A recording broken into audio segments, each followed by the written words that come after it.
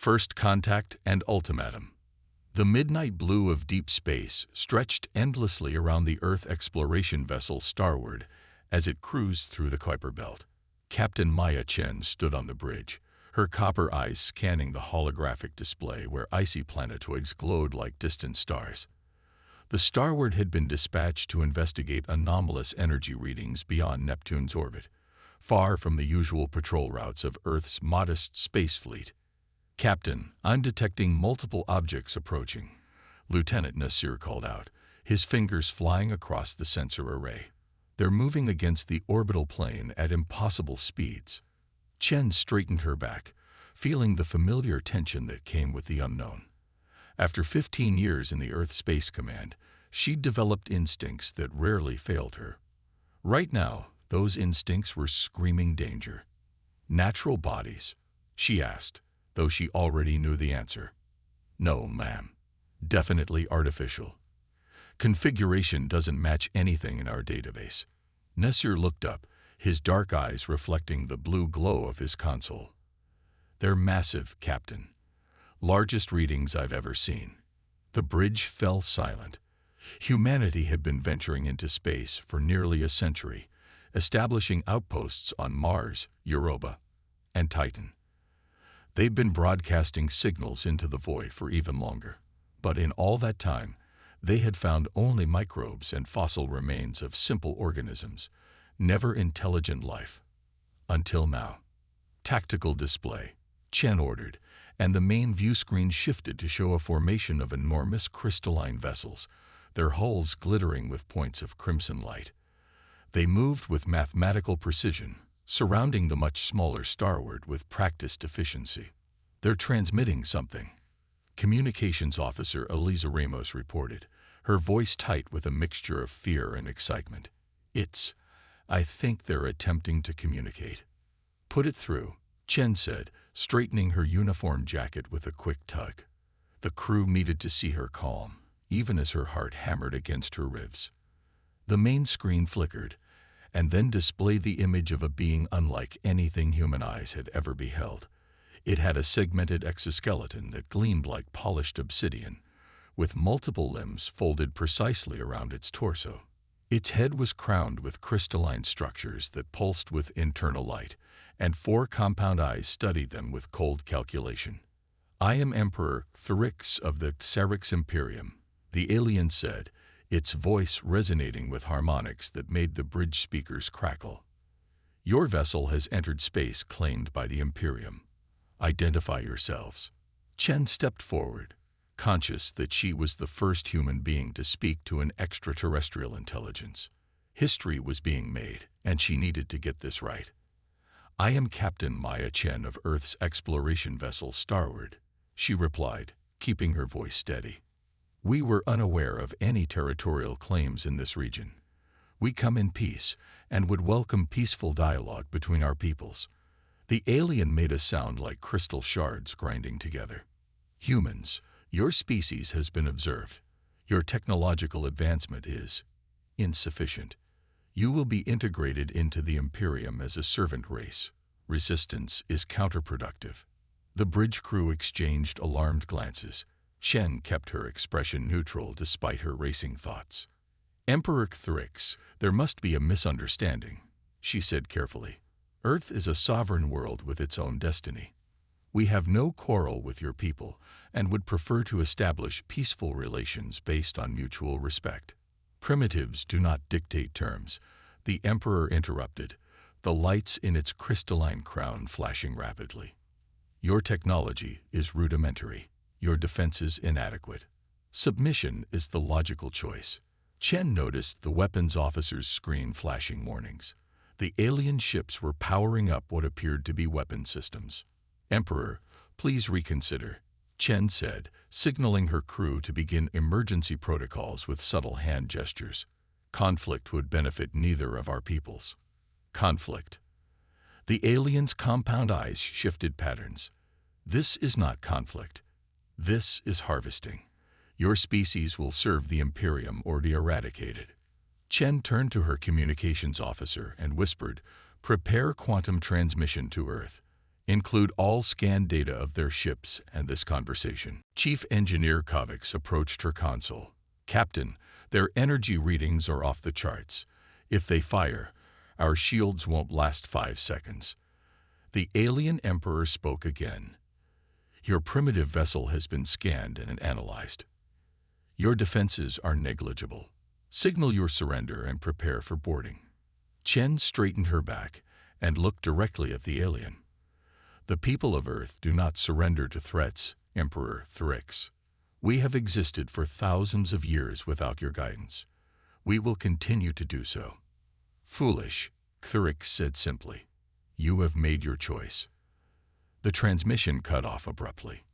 Almost immediately, the ship rocked violently as the first energy blast hit their shields. Shields at 42%, shouted Kovacs. That was just one hit. Is the transmission ready? Chen asked Ramos. Yes, Captain. Ready to send. Another blast hit them, more powerful than the first. Warning alarms blared across the bridge. Shields failing. Kovacs called out. Hull breach on deck 3.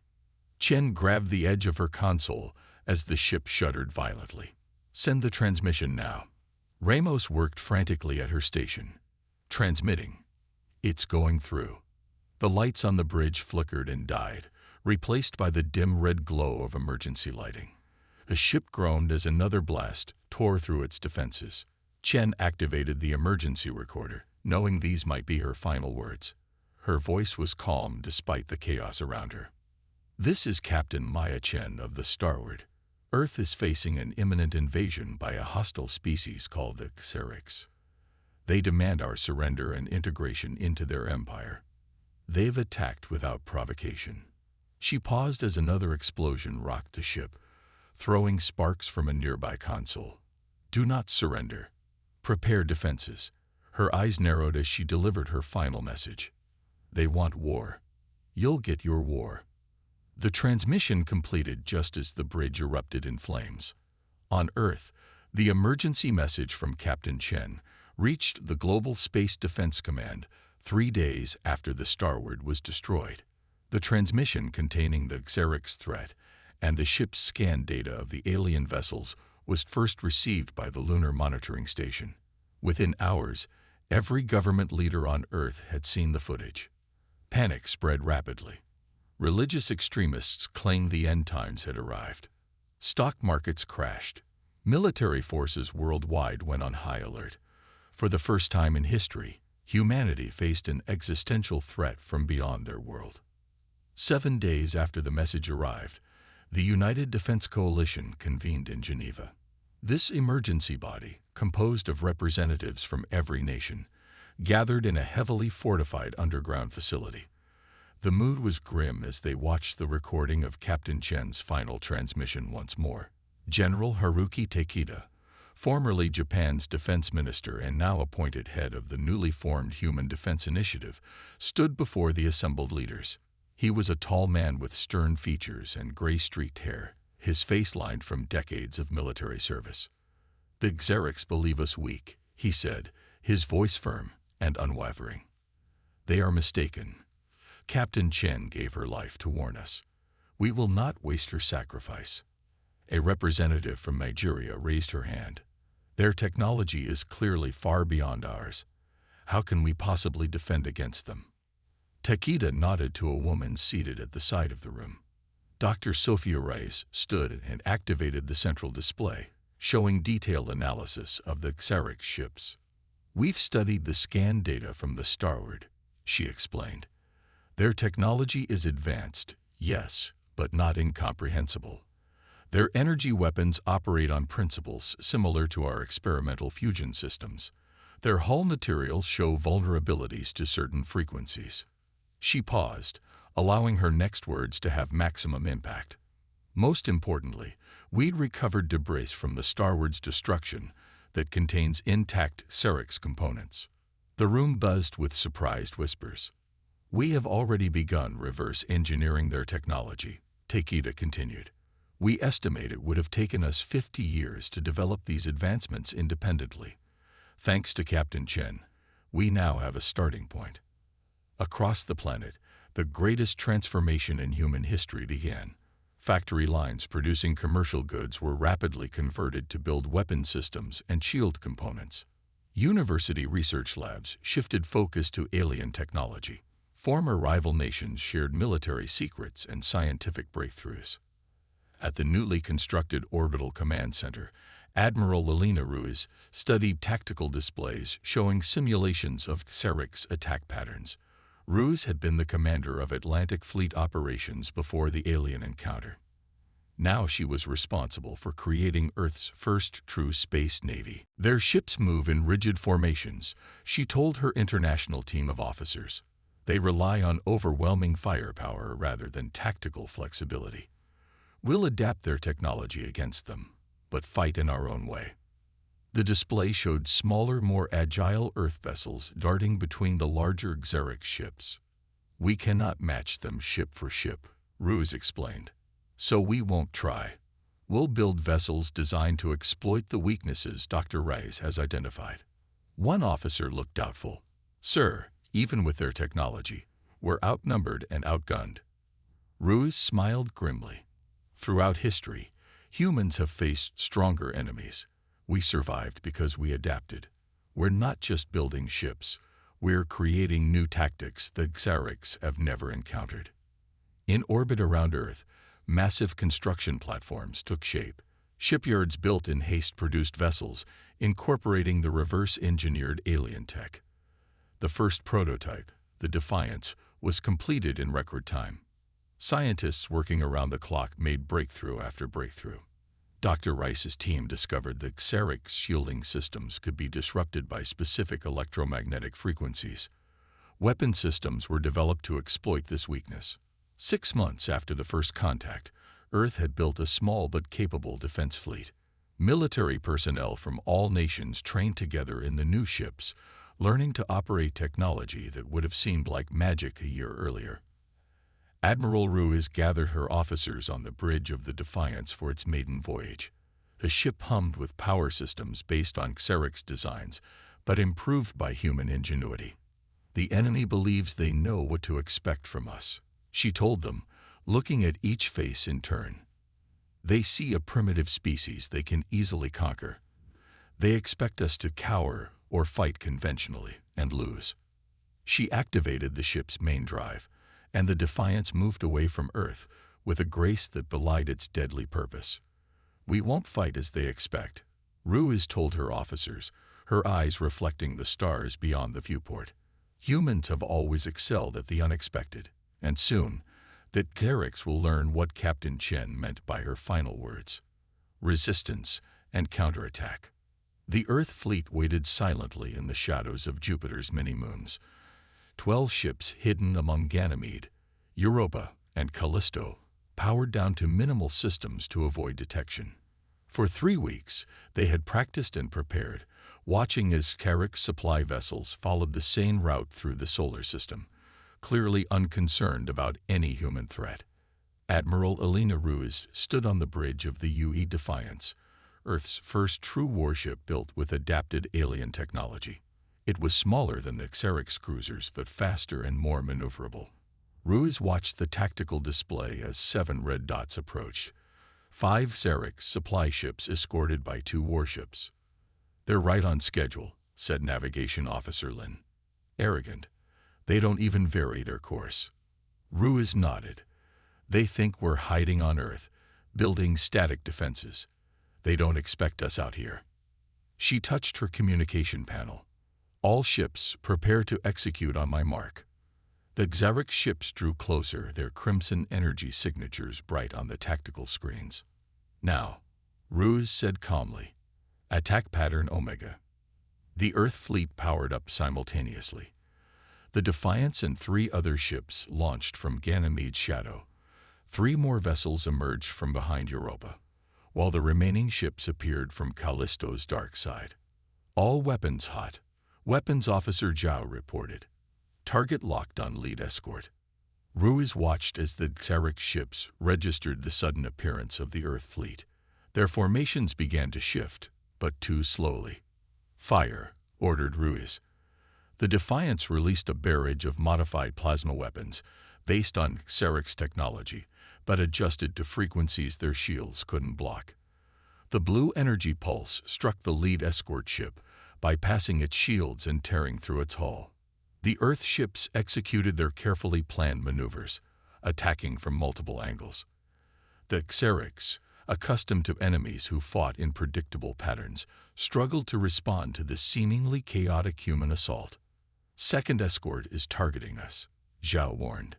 "Evasive pattern Delta," Ruiz ordered.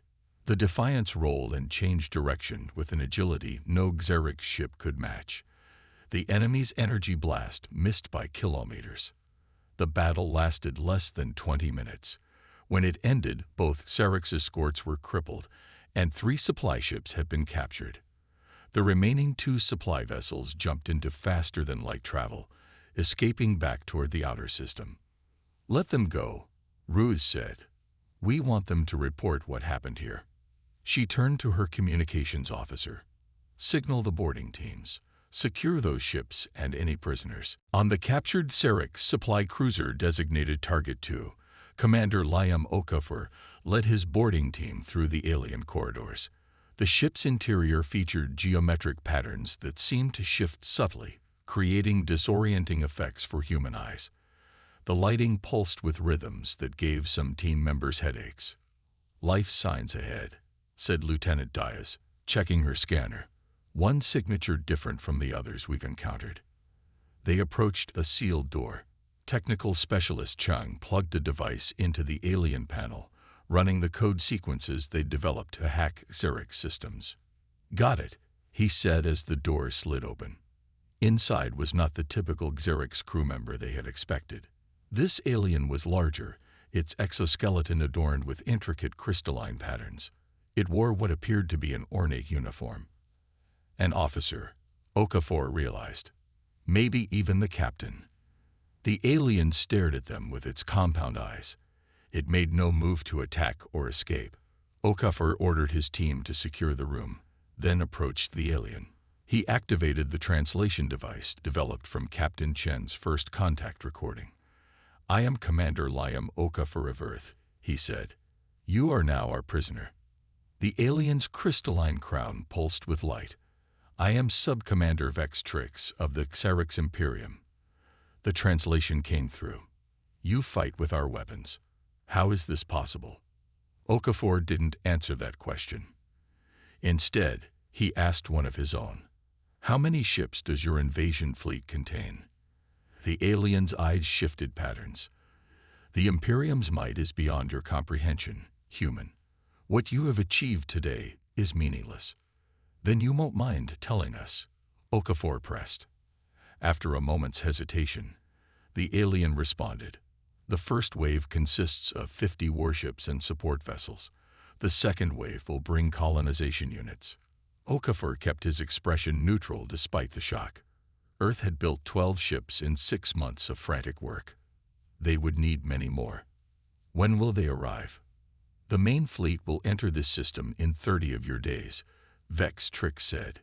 "Your resistance is futile. The Imperium has never failed to subjugate a target species." Okafor allowed himself a small smile. "There's a first time for everything." Back on Earth, scientists worked day and night to analyze the captured Xerix vessels. Each ship provided new insights into alien technology and tactical doctrine.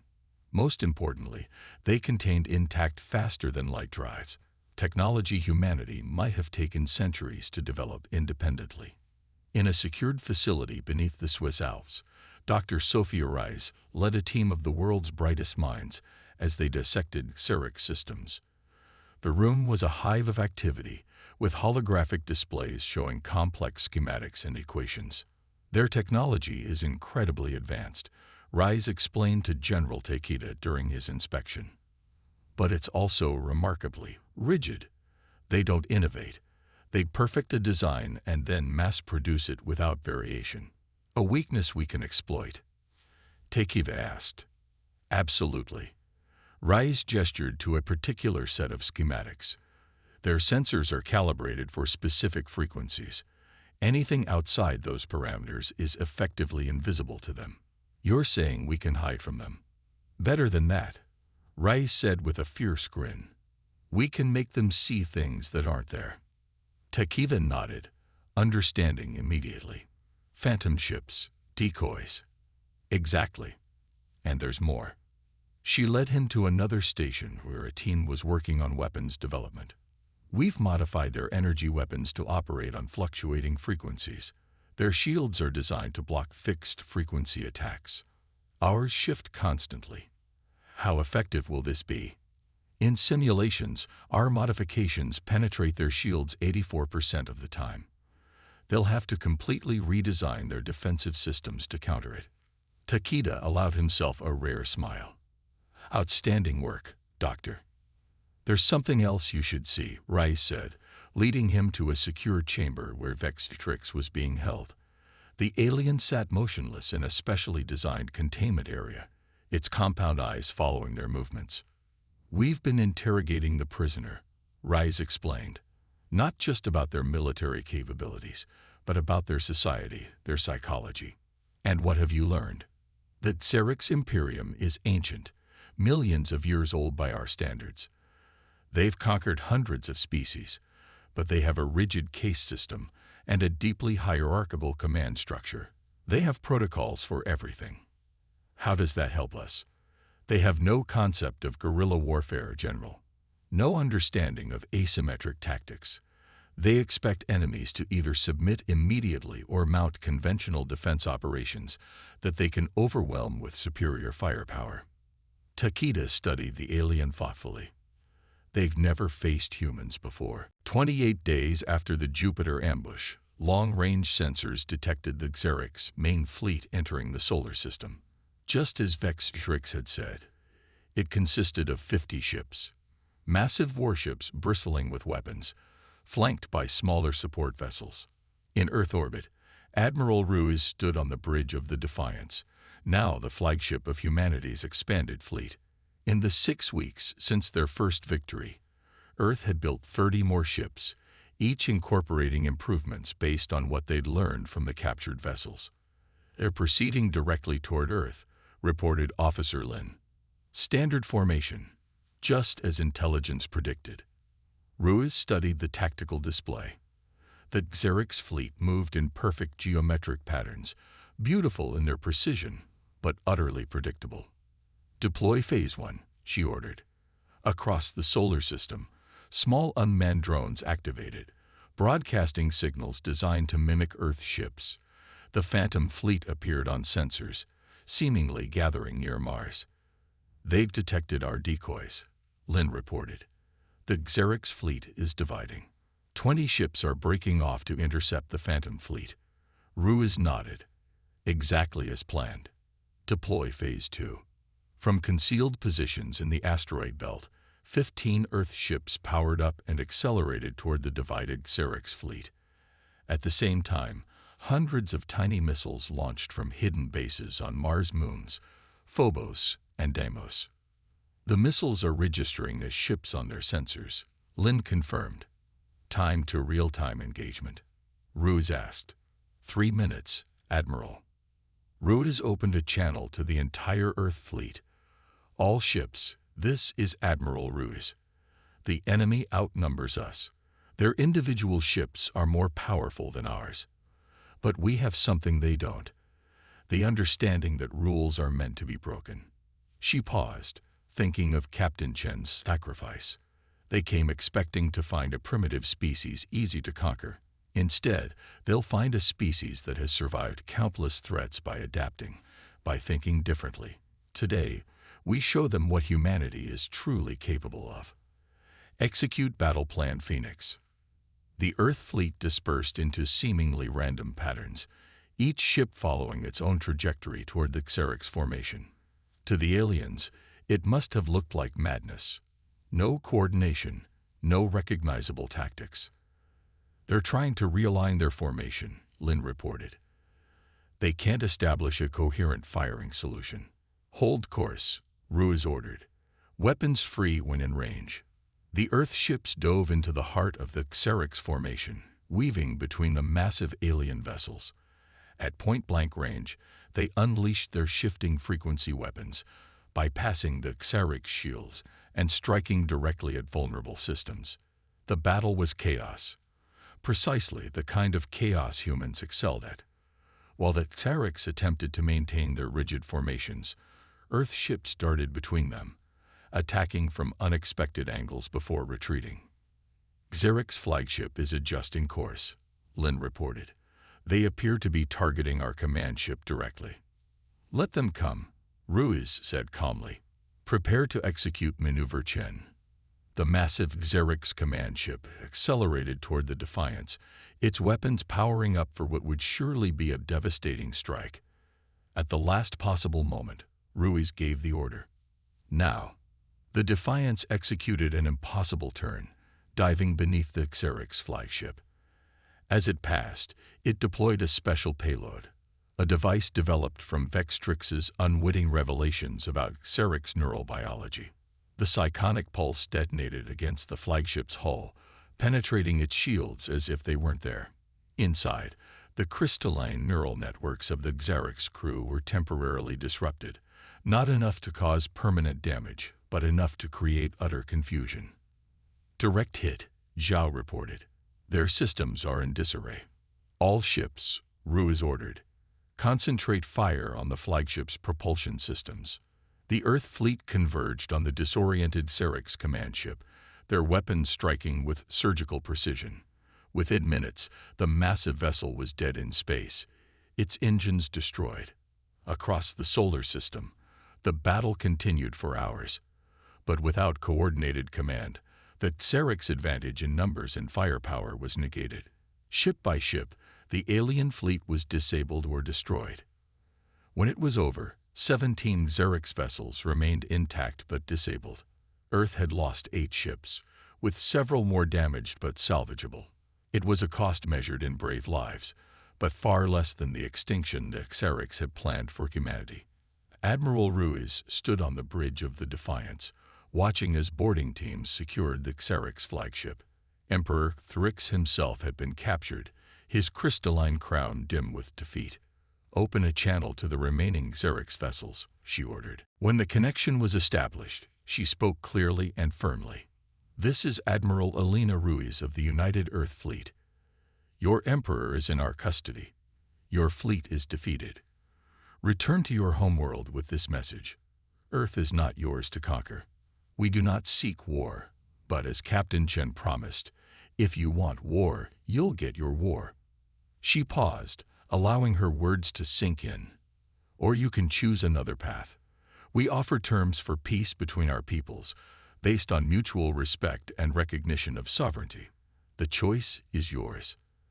The Xerix fleet retreated from the solar system 3 days later, carrying Earth's message and their defeated emperor back to their homeworld. 6 months later, a different kind of Xerix vessel returned, a diplomatic mission requesting formal peace negotiations.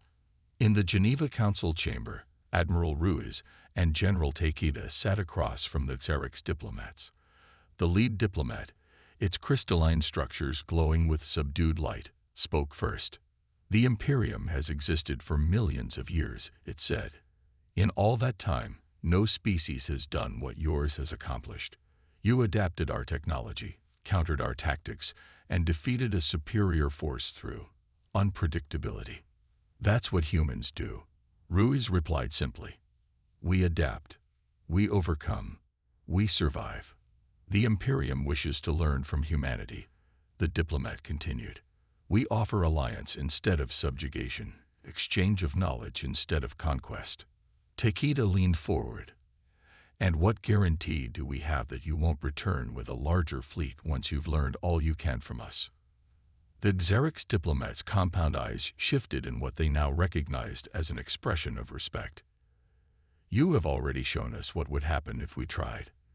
The Imperium may be proud, but it is not foolish. We recognize in humanity a potential ally, not a servant race.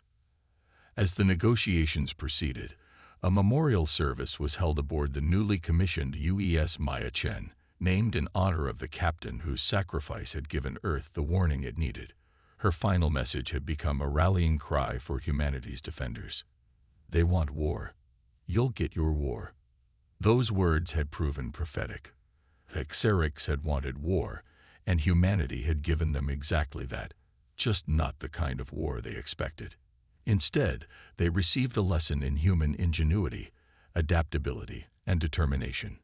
Now, as Earth took its first steps onto the galactic stage, those same qualities would serve humanity well. The stars were no longer just distant points of light. They were destinations, and humanity was ready to face whatever challenges awaited them among those stars, not as conquerors, but as explorers, ready to adapt, ready to overcome, ready to survive, and most importantly, ready to forge their own destiny in a universe suddenly much larger and more complex than they had ever imagined.